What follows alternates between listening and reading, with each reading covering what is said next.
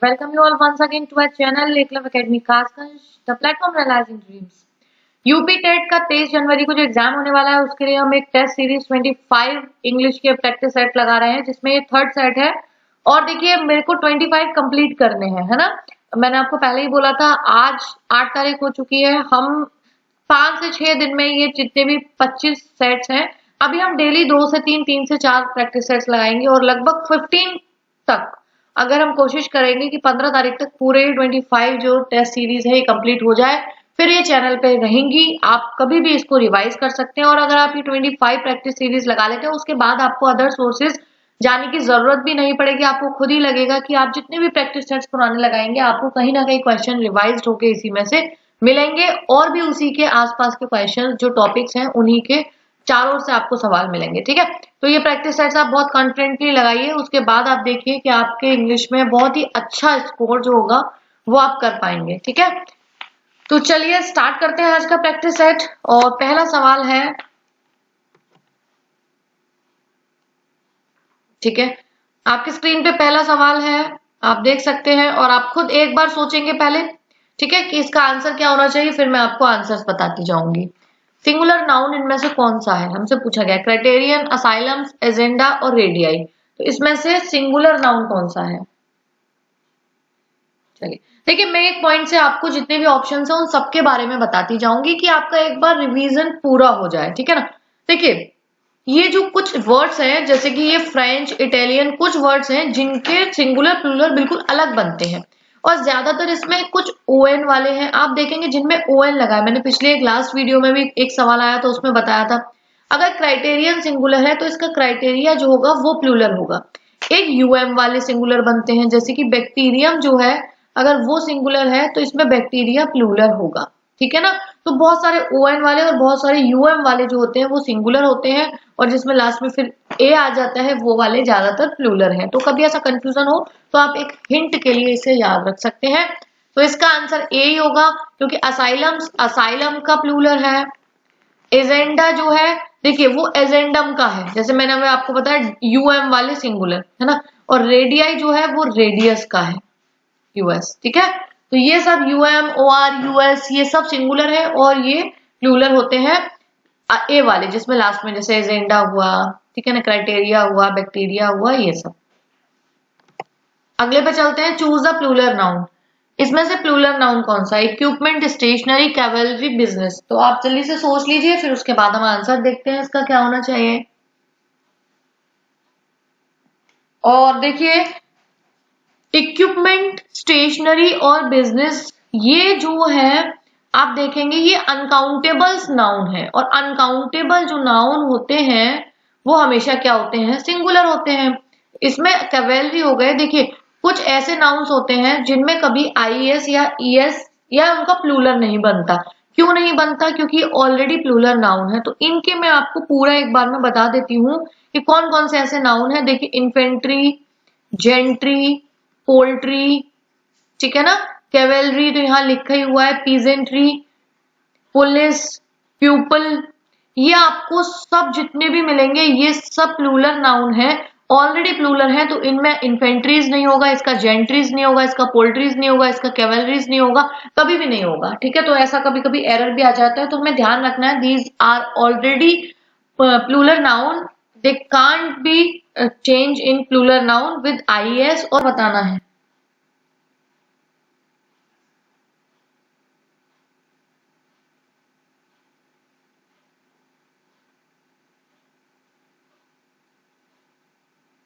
तो देखते हैं, फाइंड आउट एरर पार्ट। ठीक है, Chinese are very fond of seafood and chowmein. तो जल्दी से आप सोचिए आपके हिसाब से कौन सा आंसर इसमें आना चाहिए।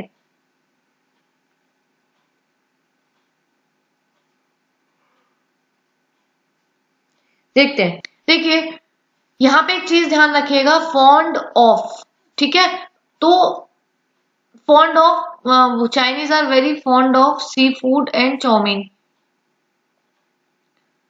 हाँ, तो ये नहीं, फॉन्ड ऑफ तो ठीक है, ये अलग वाला एक रूल था कि ऑफ के बाद हमेशा मेन वर्ब की फर्स्ट फॉर्म आती है, लेकिन यहाँ पे तो सी है तो सी मेन वर्ब है ही नहीं, है ना। यहाँ जो गलत है वो देखिए यहाँ पे है, चाइनीज एक लैंग्वेज हो गई, और जब पीपल की बात आती है और यहाँ पे पर्सन्स की बात है तो दा का यूज होता है। The Chinese are very fond of food and chowmein, यानी कि आर्टिकल का एरर है, ठीक है। And the next question, choose the correct prepositions in the following sentence. This area does not fall fill in the blank jurisdiction.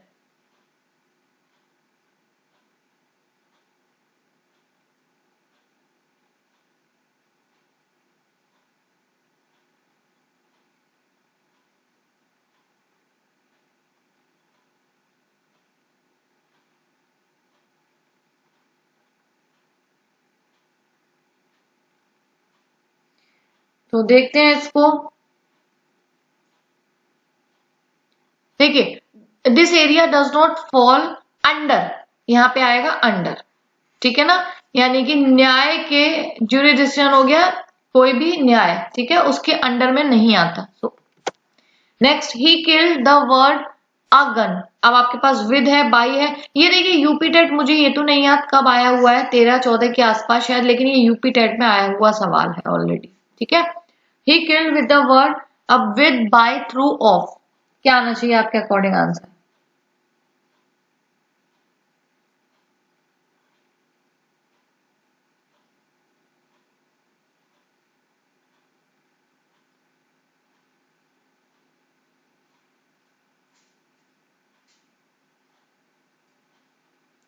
देखते हैं, यहाँ पे विद आएगा, ठीक है ना। He killed the word with a gun, by नहीं आएगा, के द्वारा नहीं, बंदूक से, ठीक है ना, उस तो विद आता है, बाई नहीं आएगा। बाई तब ज्यादातर जब हम किसी से ट्रैवल करते हैं ना, जैसे बाई ट्रेन, किसी के माध्यम से, तब आता है, ठीक है ना।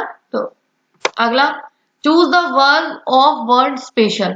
स्पेशल की वर्ब क्या होगी, यानी पार्ट ऑफ स्पीच में हमें चेंज पार्ट ऑफ स्पीच आता है, तो स्पेशल जो है इसकी वर्ब क्या होगी? स्पेशलाइज्ड होगी, स्पेशलाइज होगी, स्पेशलिटी होगी, या स्पेशल होगा?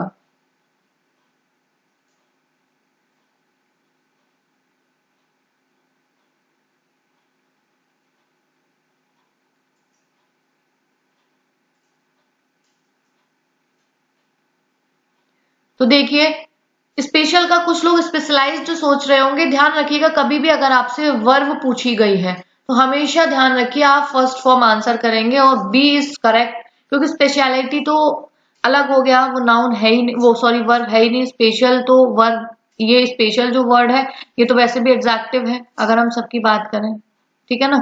और उसकी स्पेशलिटी क्या है? ये एक नाउन है, ठीक है ना। स्पेशलाइज्ड ये एक वो हो गया क्या, पार्टिसिपल, ईडी लगा हुआ है, थर्ड फॉर्म। बस वर्ब जो है वो specialise. Next question, what is the adjective of noun child? Child का एडजेक्टिव क्या होगा? और आप लोग देखिए एबीसीडी ऑप्शन।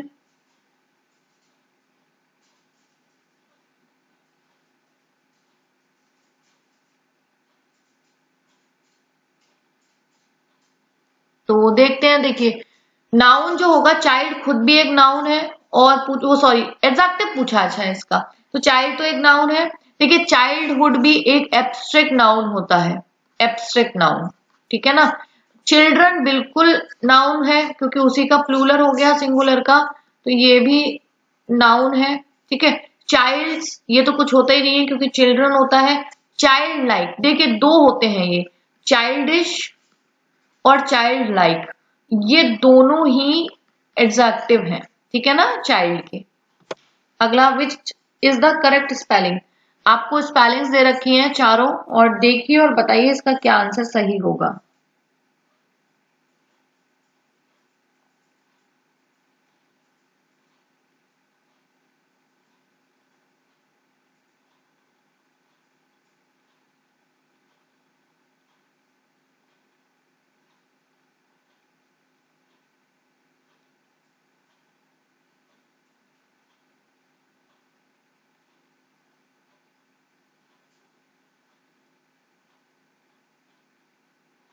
तो देखते हैं, देखिए ए ऑप्शन इज करेक्ट, और ये जो स्पेलिंग होती है ये लेफ्टिनेंट की होती है, हालांकि लेफ्टिनेंट में फा आता है तो सबको लगता है ये होनी चाहिए, लेकिन कई लोग इसे ल्यूटिनेंट पढ़ते हैं, एक्चुअल में दिस इज लेफ्टिनेंट, और इसकी सही स्पेलिंग ए वाली है, ठीक है। And the next question is, a deep dislike of foreigners, ठीक है। आपको पूछा गया है, यानी कि फॉरेनर्स डीप डिसलाइक बोल सकते हैं या हेटर्स भी बोल सकते हैं, जो फॉरेनर से हेट करे, ठीक है ना। तो ये एक तरीके से हो गए, आपको वन वर्ड सब्स्टिट्यूशन हो गया है ना। तो वन वर्ड सब्स्टिट्यूशन स्पेलिंग है, किसी भी फॉर्म में आ सकती है। फॉरेनर से जो होता है वो होता है जेनोफोबिया, ठीक है ना। जीनोफोबिया जो होता है वो फॉरेनर से हेट होता है, ठीक है ना। और जो एक्रोफोबिया होता है, जो एक्रोफोबिया होता है वो होता है हाइट से डर। एक्रो जैसे एक्रोबेटिक्स होता है ना, हाइट पे जाके जो एक्रोबेटिक्स किया जाता है, लाइक उसी तरीके से इसका मतलब हाइट से है, ठीक है ना, ऊंचाई से। जीनोफोबिया हो गया फॉरेनर से डर। और ये जो हाइड्रोफोबिया, हाइड्रो वर्ड तो आपको पता ही होगा कि हाइड्रो जो वर्ड आता है वो पानी के लिए यूज होता है, ठीक है ना। तो और ये जो क्लॉस्ट्रोफोबिया है ये होता है किसी भी क्लोज्ड प्लेसेस, यानी कि जो बंद स्थान होता है ना किसी को, उससे डर लगता है, ये क्लॉस्ट्रोफोबिया, ठीक है। क्लॉस्ट्रो क्लोज कुछ कुछ साउंड सेम सा है। अगला, post is a Latin prefix which stand for. जैसे होता है ना प्री, एक होता है पोस्ट, पोस्टपेड, प्रीपेड, है ना। तो पोस्ट वर्ड किसका प्रीफिक्स है, बिगनिंग का, स्टार्टिंग का, फॉर का या आफ्टर का।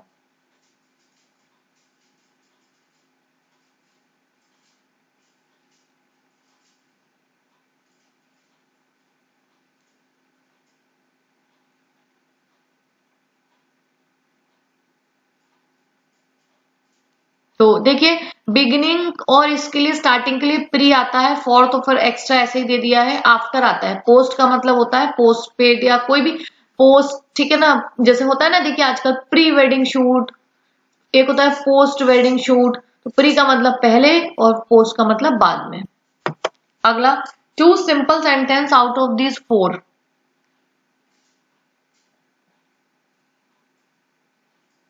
देखिए आप और बताइए इसमें से सिंपल, हमने पढ़े, देखिए इसका तो आपको लिंक भी डिस्क्रिप्शन में मिल जाएगा। क्लॉज वाला, नाउन वाला टॉपिक तो हम वैसे भी बहुत अच्छे से इस पे कवर कर चुके हैं चैनल पे।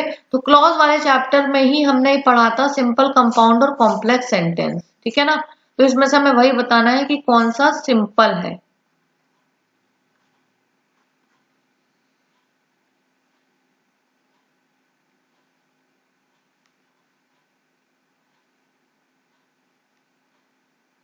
तो देखते हैं, देखिए, he was pleased at having won a prize. He was pleased at having. अगला देखते हैं, I have found the pen that I had. देखिए यहाँ पे कंजंक्शन आ गया, ये सिंपल बिल्कुल भी नहीं है। Do it as well as you can, तो डू इट इसमें एक वर्ब हो गई, एक यू कैन हो गई, ये भी बिल्कुल नहीं होगा। और तीसरा, she was both praised and rewarded, ठीक है ना। और he was pleased at having won a prize, तो इसमें से आप बताइए पहला होगा या, देखिए she was both praised and rewarded, इसमें भी प्रेज्ड और रिवॉर्डेड दो वर्ब हैं जो एंड से जुड़ी हुई हैं, तो ये भी बिल्कुल नहीं होगा पहला वाला। कई लोगों को लग रहा होगा कि हैविंग यहाँ पे वर्ब है, ध्यान रखिएगा हैविंग यहाँ पे वर्ब नहीं है। ही वॉज प्लीज्ड एट हैविंग जो है ये पार्टिसिपल है, ठीक है ना। और पार्टिसिपल से स्टार्ट होने वाले सेंटेंस होते हैं, जैसे मैं बोलूं अगर हैविंग डन माई वर्क, अपना काम समाप्त करके, ठीक है, आई वेंट टू होम, मैं घर गई। ये एक सिंपल सेंटेंस है। आप सोचिए कि हैविंग डन, इसमें डन आ गया, एक वर्ब ये हो गई, नहीं ये वर्ब नहीं हुई, ठीक है ना। हैविंग डन ये एक पूरा वो होता है परफेक्ट पार्टिसिपल, और पार्टिसिपल को आप वर्ब के उसमें नहीं लेंगे, मेन वर्ब में, ठीक है। अगला, choose the correct transformation of the following sentence from complex to compound. We eat, यानी कि कॉम्प्लेक्स सेंटेंस है ये, we eat so that we may live, ठीक है। यहाँ पे मैं आपको एक रूल और बताना चाहूंगी, देखिए ध्यान रखिएगा, सो दैट के बाद जो कभी भी मॉडल यूज होता है ना वो मे होता है, ये आप ध्यान रखिएगा, ठीक है। तो ये भी कभी कभी पूछा जा सकता है फिल इन द ब्लैंक में। कैन, अभी मान लीजिए आपको यहाँ फिल इन द ब्लैंक दे दिया जाएगा तो आपको कभी कभी कंफ्यूज कर सकता है कि वी ईट हम खाते हैं ताकि हम जीत सकें, तो सकने के लिए कई लोग कैन भी लगा सकते हैं, कोई माइट लगा सकता है, कोई मे, लेकिन ध्यान रखिएगा सो दैट के बाद मे का यूज होता है। तो एक रूल ये हो गया। बाकी आप देखिए इन चारों सेंटेंस में क्या पूछा गया है कि we eat so that we may live, complex को कंपाउंड में बनाना है, ठीक है ना, चेंज करना है। तो इन चारों में से आप एक बार देखिए क्या आंसर होना चाहिए।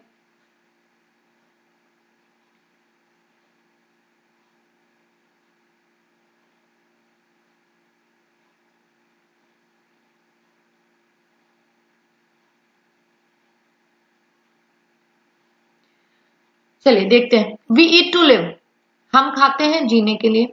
यहाँ पे कोई कंपाउंड नहीं है, कोई सी ऐसी कंजंक्शन नहीं है। वी लिव टू ईट, हम जीते हैं खाने के लिए, ये भी नहीं है। As we live we eat, और we wish to live so we eat, है ना।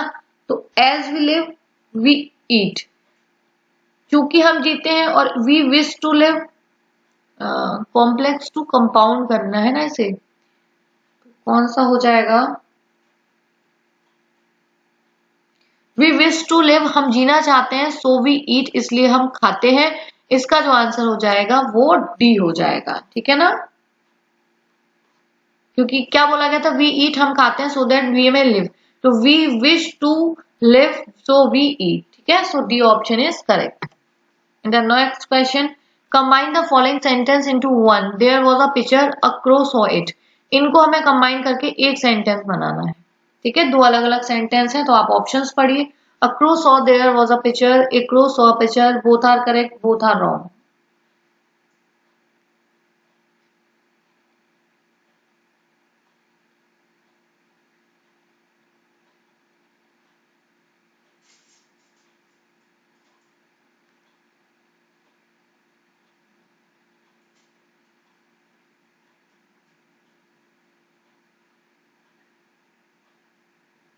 ओके देखते हैं।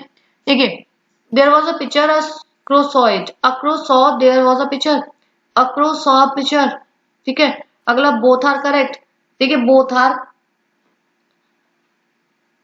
देखते हैं हमें एक बनाना है ना, तो ये बन जाएगा बी वाला, a crow so a picture, हमें केवल एक सेंटेंस बनाना है, ठीक है ना। ये तो फिर दूसरा हो जाएगा, देयर वाज अ पिक्चर, एक ये हो गया, इसने देखा, देयर है ना, हमें एक बनाना है, तो बी वाला बिल्कुल सही हो जाएगा। Next question, choose the alternative which best expresses the meaning of idiom phrase written in underlined part. He was murdered in cold blood. Cold blood. ये एक तरीके से हो गया, है ना, फ्रेज कह सकते हैं। इडियम फ्रेजेस जो होते हैं ना, उसमें से फ्रेज, तो कूलली, डेलिबरेटली, अनफीलिंगली, या ये क्या है, THUGS, थॉटलेसली, ठीक है ना। तो बताइए आपके हिसाब से क्या होगा।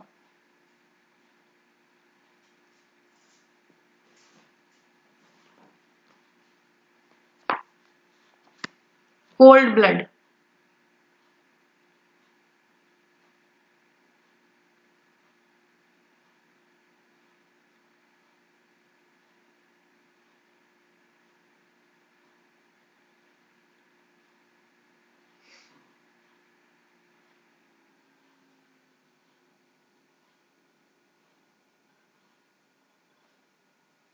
तो इसका आंसर हो जाएगा ऑप्शन सी, अनफीलिंगली, यानी कि बिल्कुल बेरहमी, बिना फीलिंग के, ठीक है ना। तो कोल्ड ब्लड इज करेक्ट। अगला, choose the misspelled word. Misspelled word कौन सा है इसमें से, सबसिस्टेंस, मिसमराइज, एनोमिलस, या नाइन। आपके हिसाब से क्या गलत है इसमें।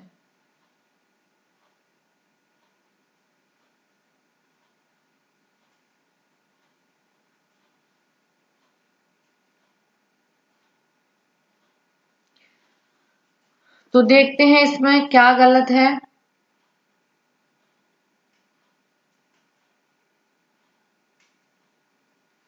चलिए पहला देखिए, सबसिस्टेंस बिल्कुल सही है, तो ये आंसर नहीं होगा। एनोमिलस ये भी बिल्कुल सही है, नाइन्थ बिल्कुल सही है, ये गलत है, क्योंकि मिसमराइज नहीं, मेसमराइज होता है, MES होता है, ठीक है ना, MIS नहीं होता।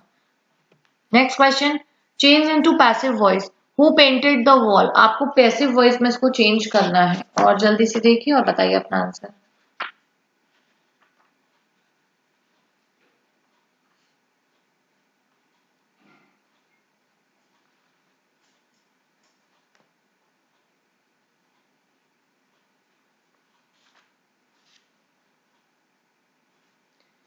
तो देखिए, who painted the wall, who का बाय हुम हो जाता है, और पेंटेड है तो वॉज प्लस थर्ड फॉर्म आ जाएगा, तो by whom was the wall, been नहीं आएगा, by whom was the wall painted, ये बिल्कुल सही है।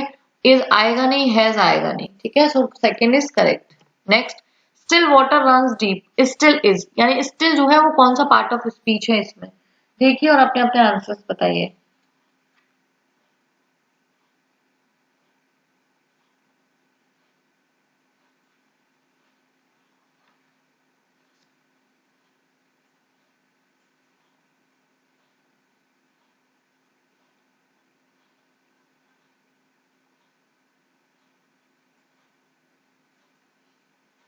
तो स्टिल वाटर रन्स डीप, देखिए वाटर की यहाँ पे स्टिल का मतलब है ठहरा हुआ पानी, और वाटर की विशेषता है, वाटर एक नाउन है और नाउन की विशेषता हमेशा एडजेक्टिव बताते हैं, so B option is correct. Next question पे आते हैं, find out the participle in sentence a burn child dreads the fire. इसमें से आपको पार्टिसिपल बताना है कि इस सेंटेंस में पार्टिसिपल क्या है, चाइल्ड है, ड्रेस है, बर्न है, फायर है। तो जरा सोच लीजिए एक बार, फिर हम डिस्कस करते हैं इसको।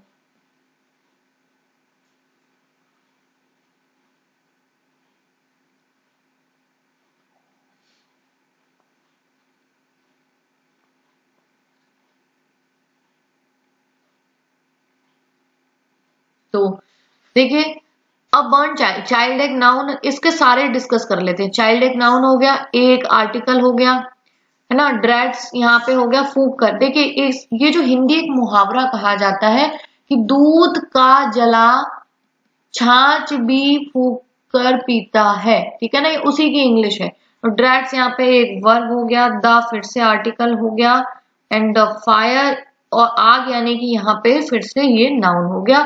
तो बर्न जो हो गया ये है पास्ट पार्टिसिपल, ठीक है। और लास्ट क्वेश्चन है आज के इस वीडियो का, आज की सीरीज का, select noun out of this 4 words. आपको इन चारों में से नाउन सेलेक्ट करना है, तो देखिए और बताइए अपने आंसर्स।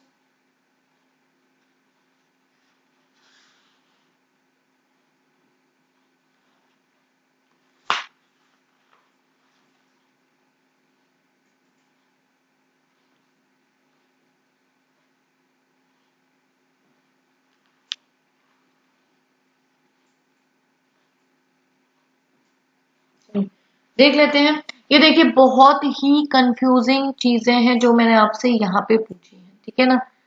तो यहाँ पे एक चीज ध्यान रखिएगा, नाउन पूछा है, ज्यादातर सबको क्या लगेगा कि कोवार्डली जो है वो एक एडवर्ब होता है, लेकिन ध्यान रखिएगा जो कोवार्डली होता है, कोवार्डली एडवर्ब नहीं होता है। सबसे पहले जरूरी नहीं है, एक बात हमेशा ध्यान रखिएगा कि सभी एलवाई वाले केवल एडवर्ब होते हैं, ठीक है ना, कभी नहीं होता ऐसा।